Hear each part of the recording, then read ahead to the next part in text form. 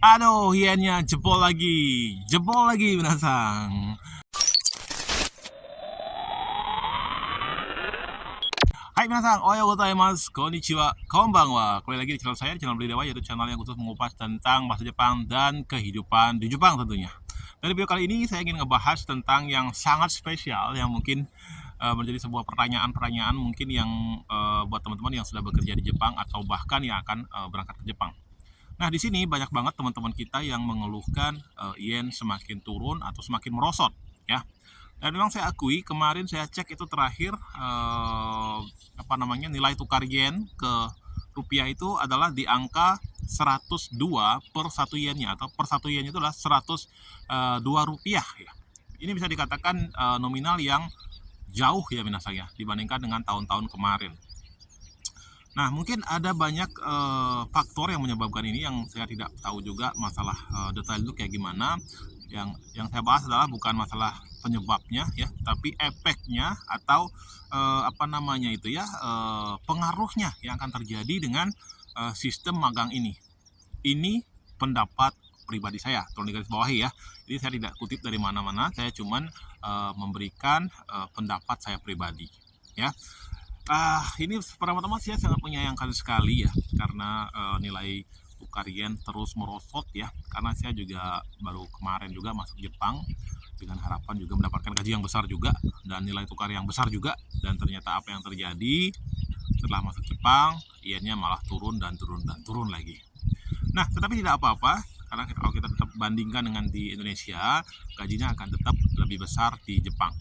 Cuma ini akan lebih murah daripada tahun-tahun kemarin, ya.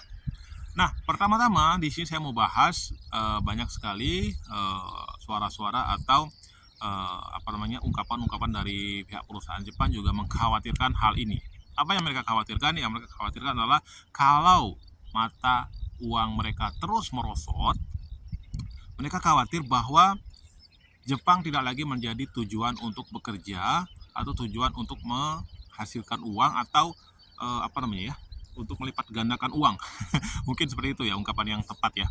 Nah, mereka juga sangat khawatir kalau misalkan para pemagang dari luar tidak lagi datang ke Jepang, otomatis perekonomian Jepang akan semakin kacau atau akan semakin hancur.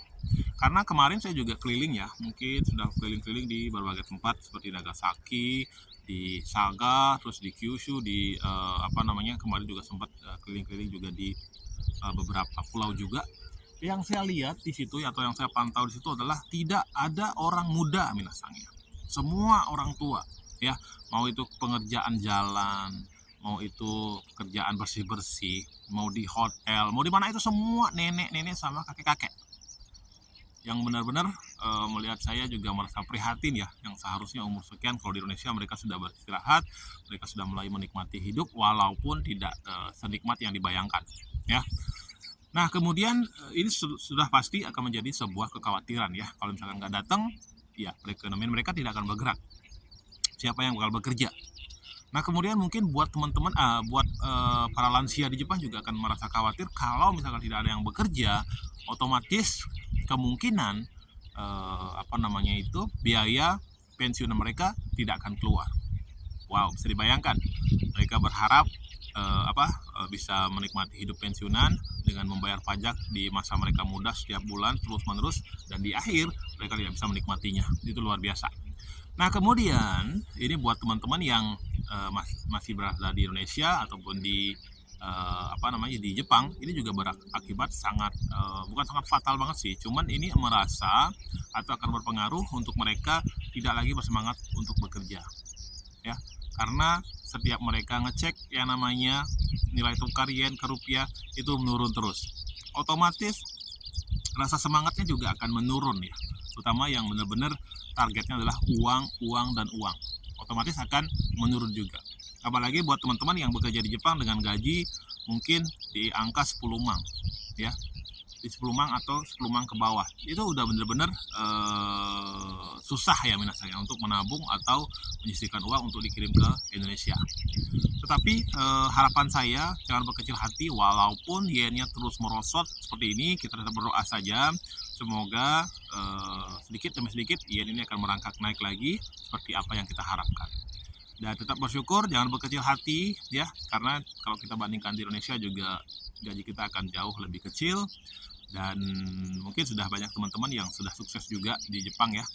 Jadi buat teman-teman juga yang mau berangkat, walaupun saya bekerja di bidang pengiriman tenaga kerja ke Jepang, saya juga tidak ingin ujuk-ujuk ayo ke Jepang, tidak. Jadi setelah mendengar atau menonton video ini, silahkan kalian berpikir lagi, enaknya itu kemana?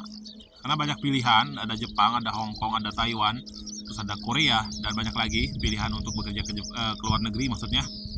Jadi silahkan kalian pikirkan benar-benar, tentukan pilihan dengan baik, sehingga tidak ada penyesalan di kemudian hari. Oke Minasang, cukup dulu videonya sampai sini. Semoga video ini bisa memotivasi kalian atau memberikan gambaran atau membuka pikiran kalian untuk memilih dengan baik dan benar ketika ingin bekerja di luar negeri. Oke Minasang,今日のビデオはここまで終わります。じゃあまた次のビデオで会いましょうね。じゃあまたね皆さん、頑張ってください。